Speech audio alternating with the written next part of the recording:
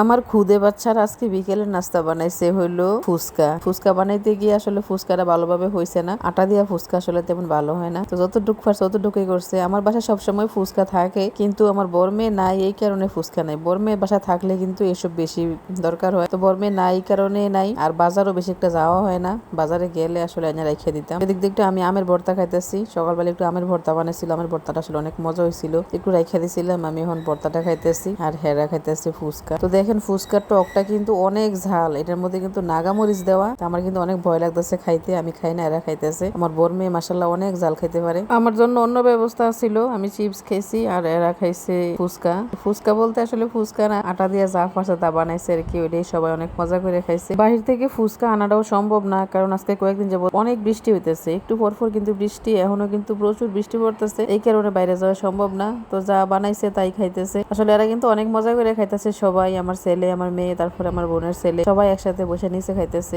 আমার বড় মেয়ে যেই কদিন বাসায় থাকে ওই কদিন আমার আসলে নাস্তা বানানোর টেনশন নাই। তারা দুইজন মিলে কিন্তু সব আয়োজন করে বানায় খায়। অন্য কিছু ভালো পারুক আর না পারুক, নিজের নাস্তাটা নিজে বানাই খেতে পারে আলহামদুলিল্লাহ।